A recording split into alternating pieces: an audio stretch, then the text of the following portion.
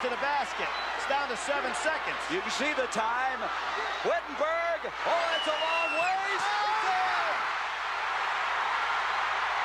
They won it. Talk with Playeragent3.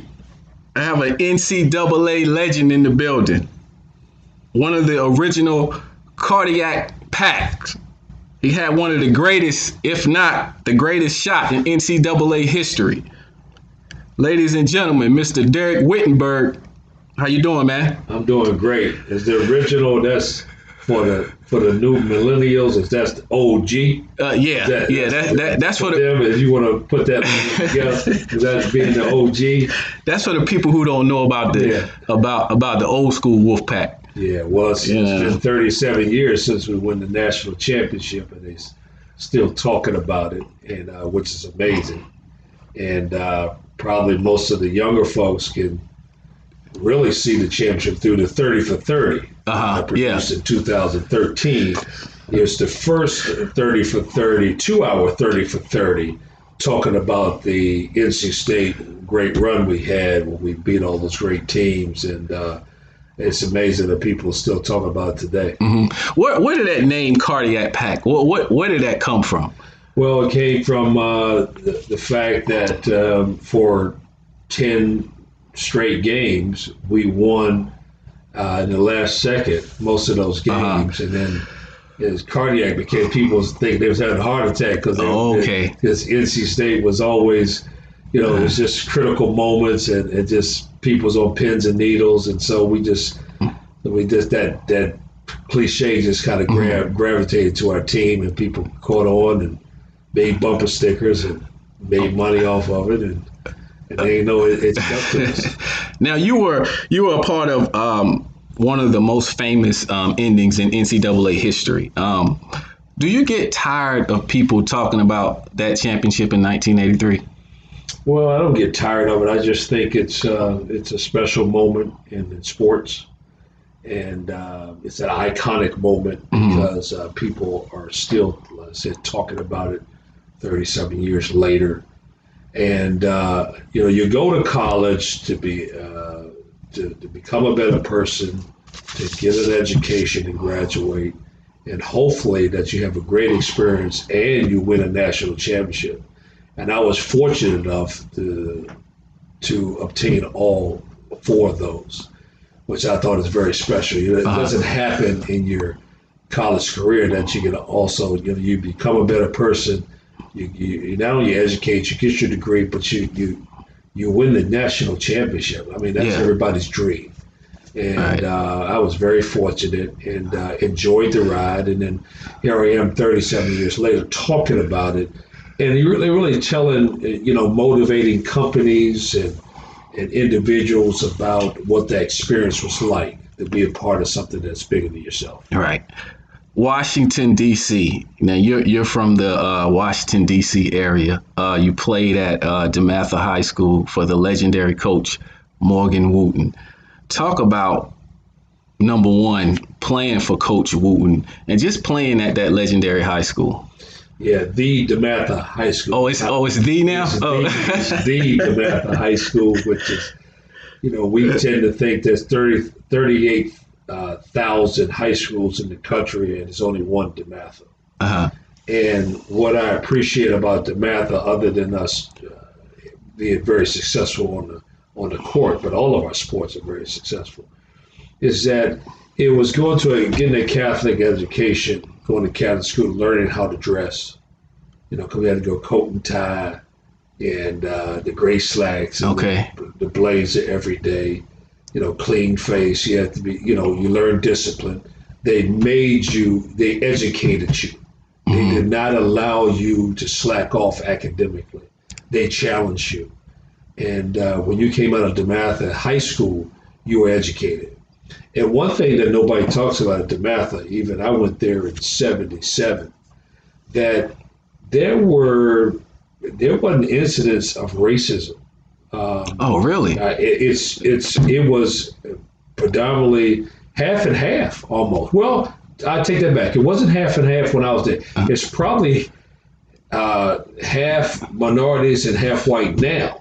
But when I was in school, there was only like 20 African Americans in a class of 800 people. So I went back to my 40th high school reunion, and we started talking about that. We looked in a book, and I said, dang, it wasn't that many. But I can honestly tell you this. I cannot recall one incident. There were some, but on the basketball side, in my experience, I never had one incident of racial tension at DeMatha High School when I was there for 3 years. Well, now, was it a situation where you felt like basketball, brought the community together? Because it's in Hyattsville, Maryland, correct? It's in Hyattsville, Maryland, but DeMatha itself in the area had a great reputation. Okay. And so if you came from DeMatha, not only you're a good athlete, but you're a good student, you were well respected because of Morgan Wooten, because of the great education that you obtained there. So DeMatha had a really good reputation. And I just think that, and we had a lot of good people. Yeah, I mean, like I said, our team was divided in terms of being half white, half black, and we never had issues. I went on Paul DeVito's house, and we ate dinner. There was absolutely no issues of race on that team. Now, did Sidney Lowe play on your team at DeMatha, or he? Absolutely, yes. Okay, so talk about that. We came in together same year in '77, and I don't know how it happened, but we just automatically clicked.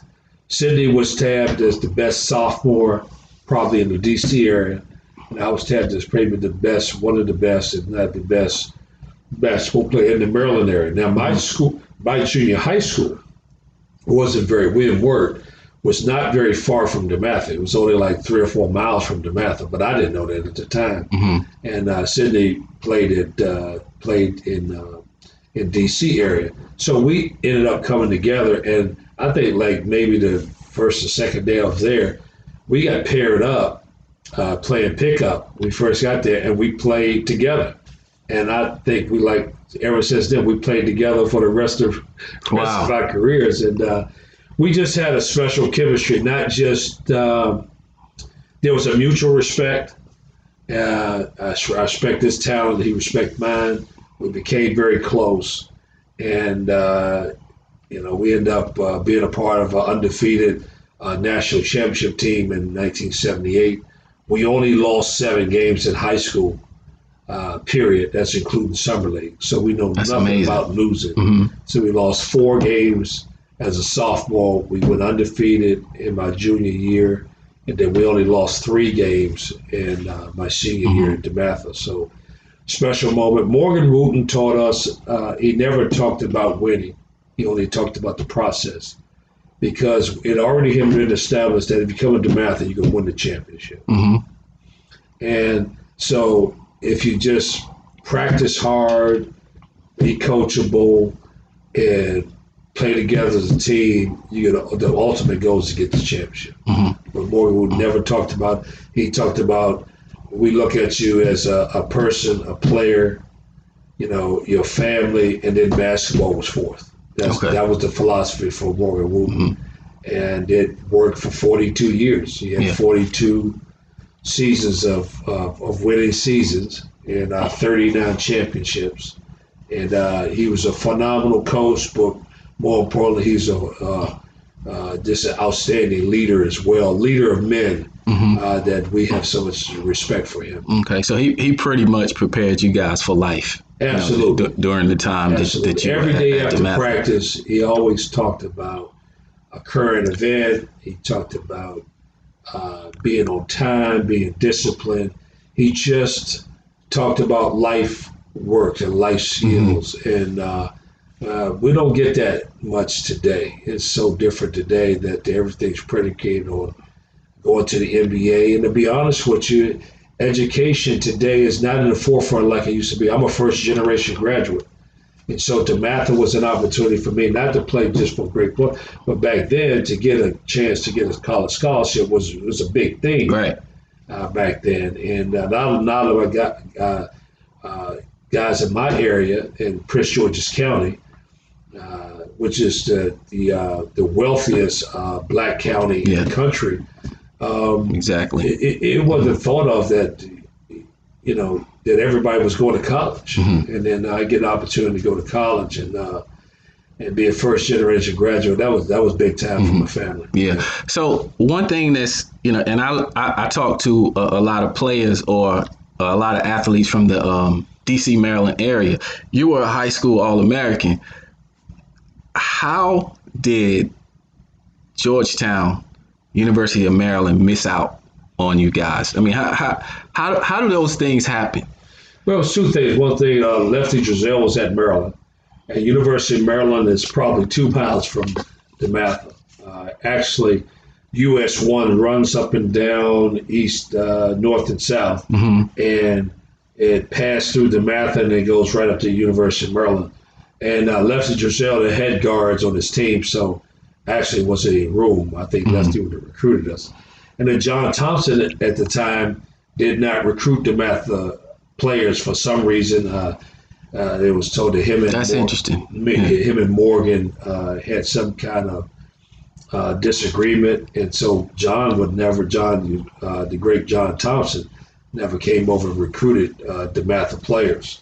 And it's just ironic that you had 2 iconic figures, one very successful in college, Hall of Famer, and one very successful in high school, that coexist without even dealing with each other for many years. So that's an unbelievable thing to happen in the area. I don't think that's kind of unique. And we just, back then the ACC was the only major conference, only conference that was on TV. So you could get up and watch Raycom Sports and ACC basketball on a Saturday. Wow. And you could see all the great teams. And my cousin, David Thompson, who played for State, I watched him on TV. And then you watch the old 4-corner field forward. Yeah. And so you watch ACC basketball. That's always on TV. So everybody's dream is, man, one day I want to play in the ACC. Yeah. That was a big thing. And that was way before the Big East. And so my dream was to play ACC. So NC State made an offer. Knocking, huh? Yeah, they came and offered. Actually, Monty Tao was the assistant coach, and Norm Sloan, a lot of people don't know, Norm Sloan was the coach who recruited me. So I actually played 1 year for Norm Sloan before Norm Sloan left and went to Florida, and then Jimmy Valvano came in. Talking about Jimmy V, what was your first impression of him? My first impression was I didn't know whether he was a comedian or a coach. He's a funny guy, fun-loving guy, great personality. And he came in with a dream, said he's going to win a national championship, but he also thought of us as people first, and he wanted us to get an education, but he also wanted to win the national championship. And he talked about it. And what I liked about Coach Valvano is that when he said that I'm open for a conversation, if you need to talk about anything, he really, if you walked in his office, no matter what he's doing, you one of his players, he put down what he's doing and he talked to you. And that doesn't happen today. Not that the coaches don't invite that, but I don't think those relationships are different. Right. And I had such a wonderful relationship with Jim Valvano. I had a nice relationship with Norm, but Coach Valvano was more of a player's coach, and he wanted to spend more time with the players. How was that transition for you, coming from DeMatha to the ACC, being that the ACC was the premier conference, and you're transitioning from the high school level, straight into the fire in the ACC? Well, we were well prepared. First of all, we was well coached, and we knew about discipline. We played hard. We know what winning, and we know what it took, and we won a championship. And we also, by being one of the top high schools in the country, played a competitive schedule. And besides, every day we had competitive games. Our whole practice was competitive. So we understood how to compete. I'll tell you something that's interesting. You probably didn't even get this from a lot of guys you interviewed. I didn't start until I was a senior. Wow, I didn't know that. So what Morgan would say is that, yes, you can start, but the key is that you're going to finish the game. So that philosophy, by us having 10 guys and you have a senior in front of you, you learned how to be patient. You also learned how to be ready. And although I didn't start as a sophomore and a junior, I was probably the second leading scorer on the team, if not the first. I was the second leading scorer for 2 years. But it taught me something, because if you go to college and the guys don't start right away, they can't handle it because they were Right. starring their team. Mm-hmm. They never came out the game, and all of a sudden you go there, and your first year, the senior might be better than you. Right. You have to wait your turn to come off the bench. So mentally, I was prepared, and then started my senior year, obviously, and we had an outstanding year. But when I got to NC State my freshman year, I didn't start, and then I got to my sophomore year. Coach Valvano, I was starting, and he came to me and said, "Kenny, we got to get something out of the senior. Kenny Matthews, would you mind coming off the bench?" And I said to Coach V, I said, "Whatever it takes to win," because I had that experience. Right. It's no way today that would happen.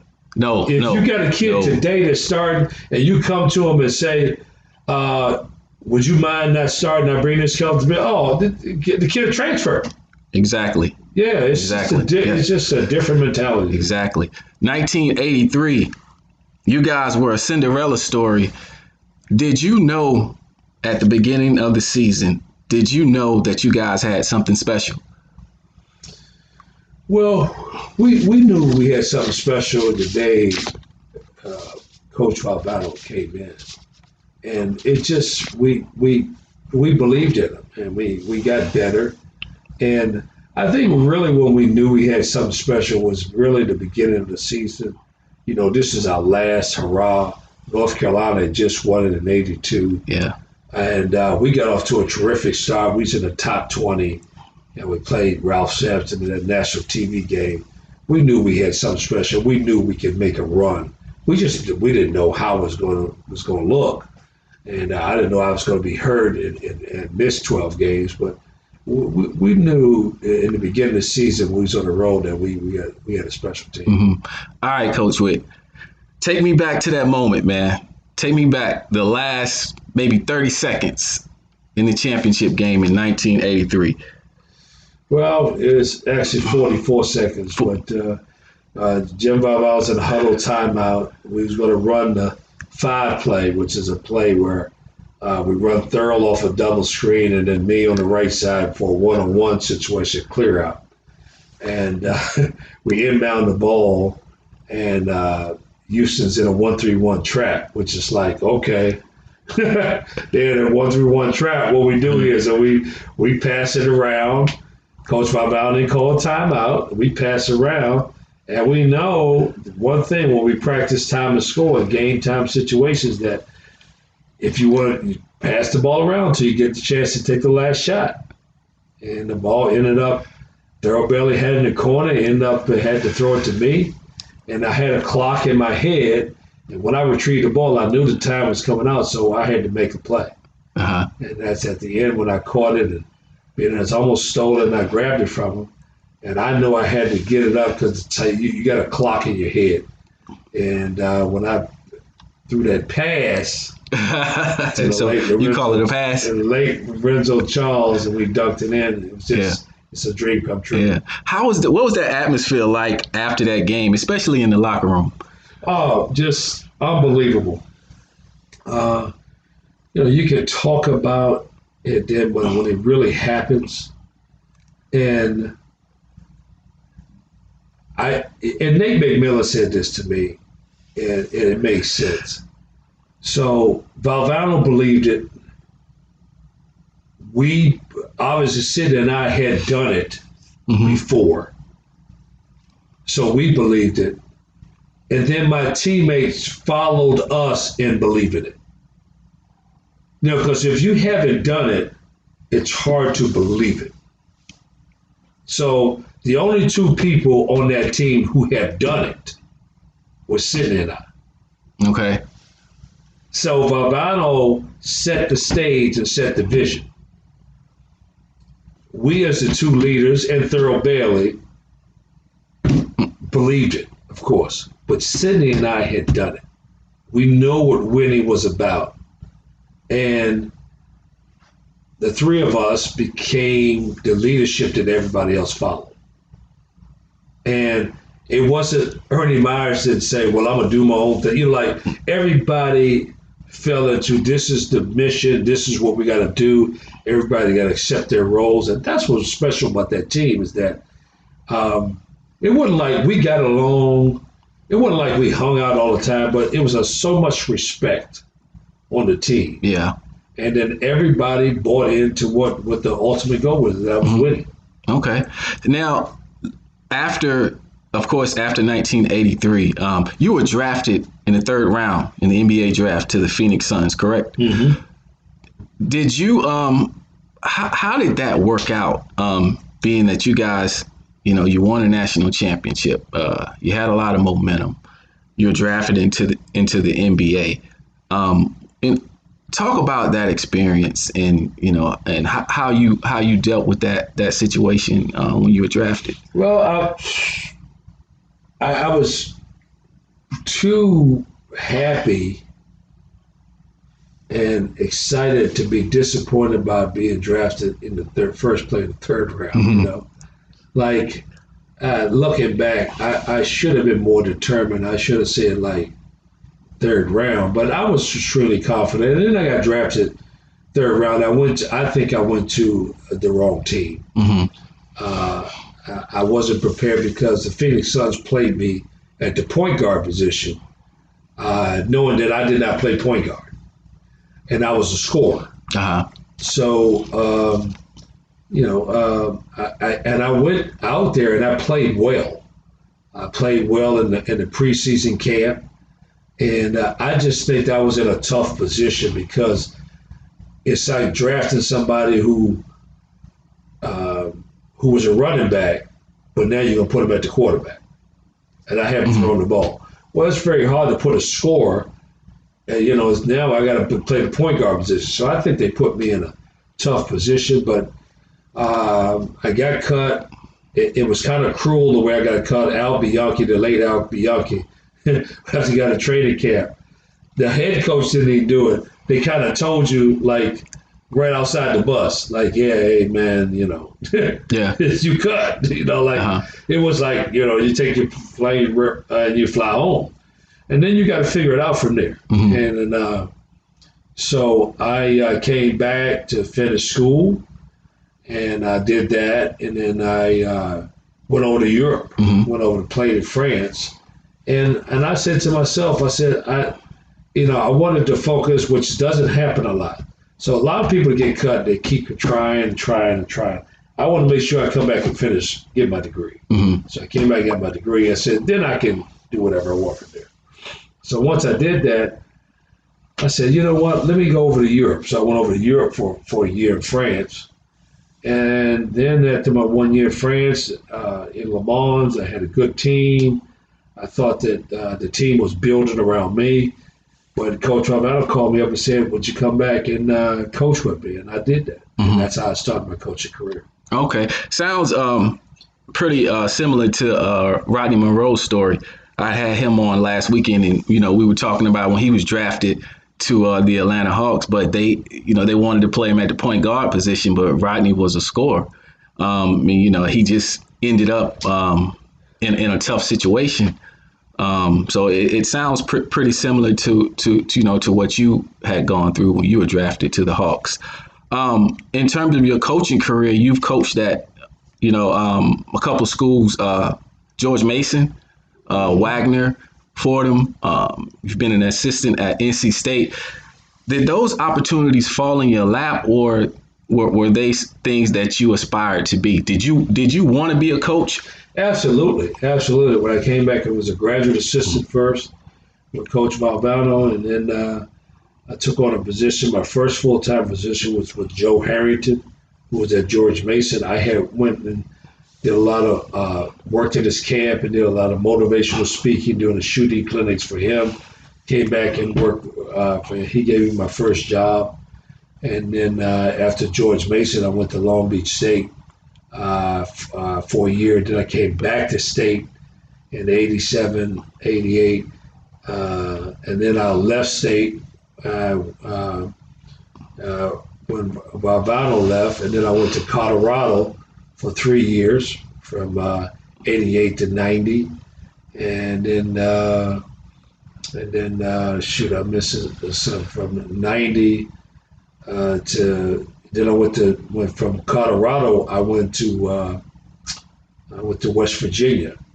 Okay. Yeah, I went to West Virginia for a year, and then from West Virginia, I went to Georgia Tech for 5 years at Georgia Tech, and then I became a head coach at Whittenburg College for 4 years, which I just was inducted in their Hall of Fame last month, and I was the only coach to take the men's basketball, to the only NCAA tournament they have there. Okay, wow. And then we had a great 4 years there.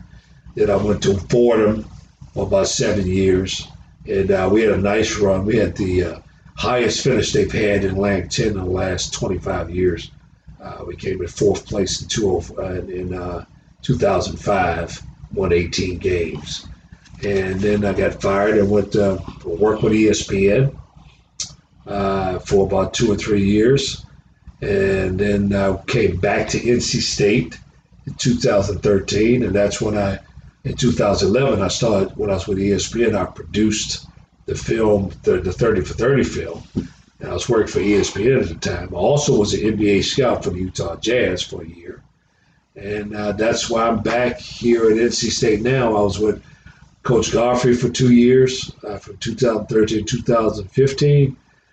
Then I transitioned over to administration, to associate AD and ambassador for NC State.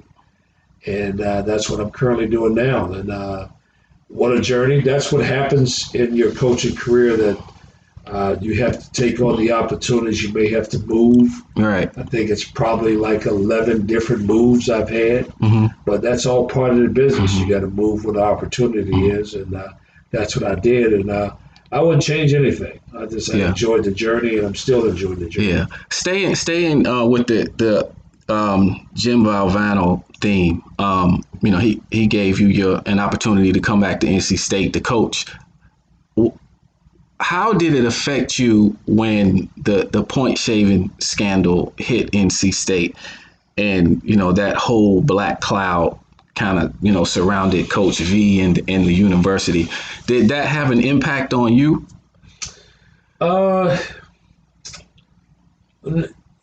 It did a little, but not as much. I think 2 things, and I mentioned this on the 30 for 30, that number one, obviously the kids have changed. I said number 2, Valvano had changed because, he was more popular. He was spending more time doing speeches and things because he's won a national championship, being successful. He was the athletic director at the time. So he had a lot of things going on. And it was unfortunate because that year that we had Christian Rodney in the backcourt, we had won the regular season, but we had to punish ourselves and not go to the ACC tournament, the NCAA tournament. So we self-imposed that year. But that was the most important thing because we had a special team, and we had a chance to maybe win a national championship with that team because the previous year we went to the Sweet 16 with Rodney and Chris and lost a close game to Georgetown. Yeah, in the regionals, we talked about that. The regionals, and so we that's the only disappointing thing about that. But it was a tough 2 years with all the publicity, negative publicity on our school, our program, Coach Valvano. And it's not even half of what happens today. I mean, it ended up being institutional control and guys putting the wrong names on tickets and things of that nature. So it wasn't even anything very severe. Yeah, and I kind of feel like it was probably going on at a lot of schools. It was just more magnified at NC State. So NC State got a lot of negative press. But it was definitely a bad time for NC State, back in those days, because I was definitely a big NC State fan. A very bad time, tough time, because Coach Valvano is the AD, and so he's doing everything he can. We self-impose penalties on ourselves. He's the AD and the coach, and I'm like, okay, this, he just won the national championships, doing well, and like, we just abandoned the guy. Mm-hmm. We just fired him. Like, most people, okay, fire yourself as a coach and stay the AD, but they just fired him, and forget what you done for me in the past. Is that they just want to get rid of him, and they did, and that was unfortunate, and I think we suffered behind that. Yeah, the way we treated Coach Valvano. Mm-hmm. Where were you when you got the phone call that Coach V had passed? Where were you, and what thoughts ran through your mind? When he passed away, I was in West Virginia, and obviously I attended the funeral. I'm the only player that was at Paul Bear's funeral. I'm the only player. Wow. I'm the only player that is a founding member of the Jimmy V Foundation board. Now, is there something behind that, or is? Well, that speaks to the family, and it speaks to him what our relationship was really about. All right. A lot of people talk about being close to somebody, but when the family chooses you, and a man on his deathbed chooses you, mm-hmm. I didn't say I wanted to be on the board. I didn't say I wanted to be a Paul Bear. They chose me. So that speaks to how close our relationship was. Exactly. And that was an honor mm-hmm. to me that they chose me out of all the players that played and coached with him. Mm-hmm. That they chose me, and that's where Valvano would always be a part of my life. Mm-hmm. A couple of more questions, Coach. NC State. What happened to NC State? If you look at the history of NC State, Reynolds Coliseum, you look at you guys' 1983 championship. A lot of people, and Rodney Monroe and I were talking about this last week. A lot of people, especially the younger kids, this generation, they don't remember the NC State Carolina rivalry. They think it's Duke Carolina. But when I was coming up, it was NC State Carolina.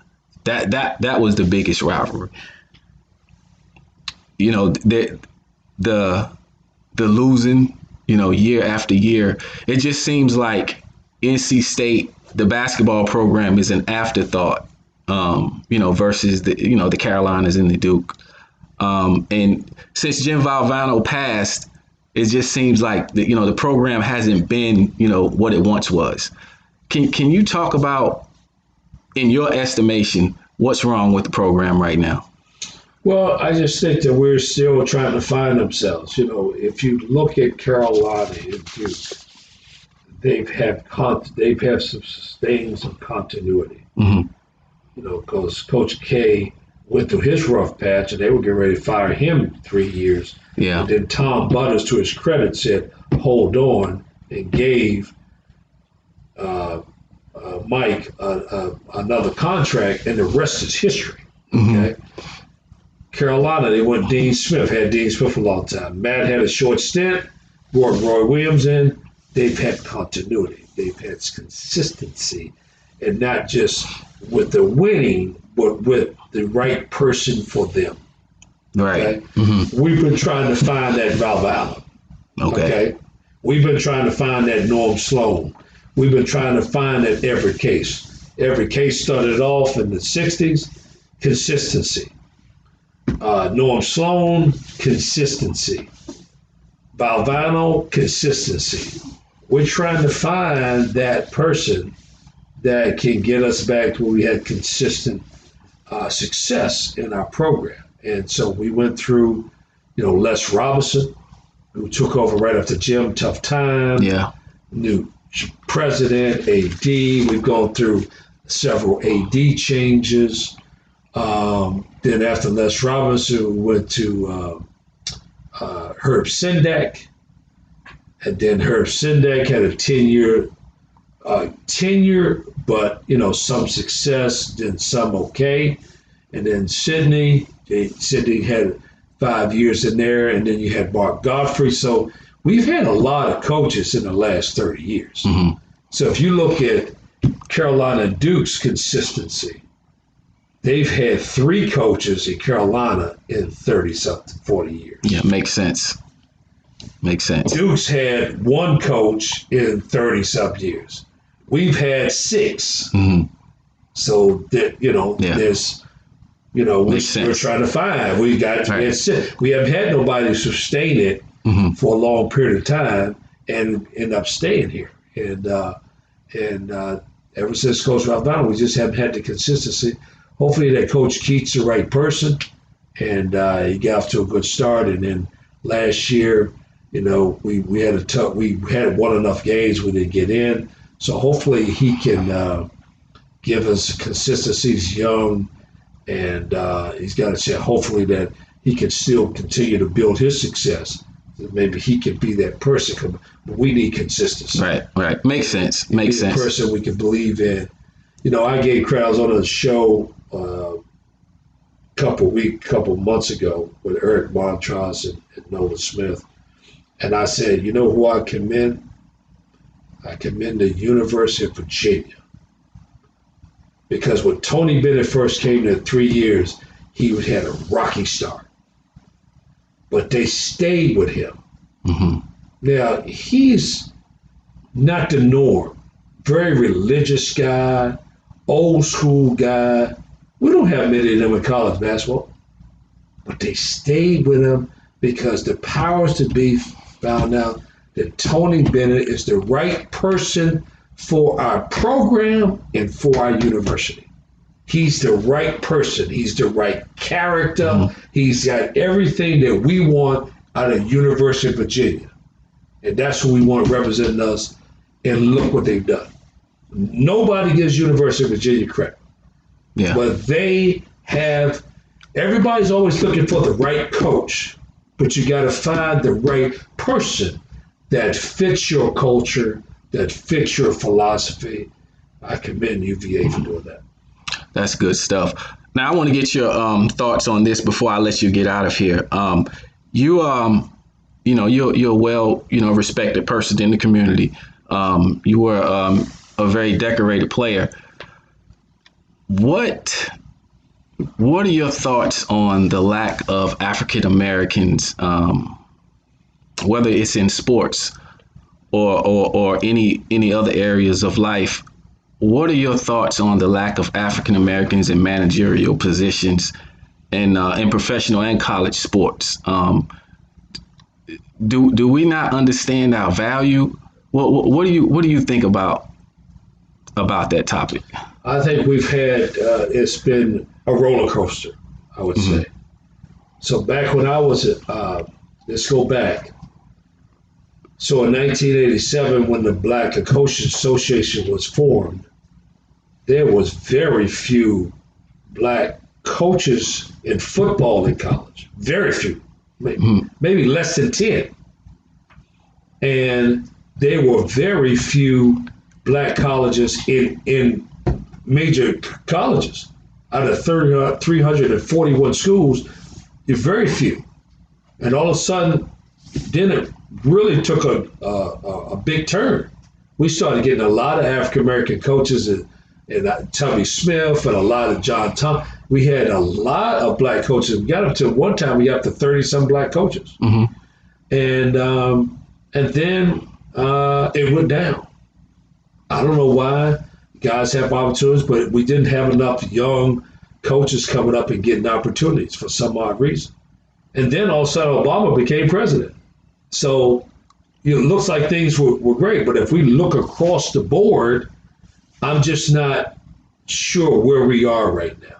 Mm-hmm. If we look at now, because I'm big in philanthropy, I'm part of the Jimmy V Foundation. My wife and I with our Dereck Whittenburg Foundation, in which we raise money for juniors and seniors to help them finish college. I go around the country and speak to a lot of different corporations. And when I look at corporations, I look at their board. I look at they have diversity on their board. I look at their employee. Do they have a diverse staff? All their employees. I look at them diverse. And what's scary about that, there's a revelation out there. Wow, it's not many of us.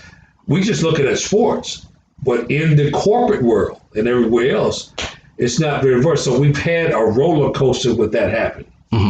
And it is continued. It's gotten better, but we still have a long way to go. Long way to go. Long way to go. Yep. And I apologize, Coach Witt, but this last segment is called Free Game, and I just want you real quickly to give some free game. It could be about basketball. It could be about life. Anything you want to tell the people.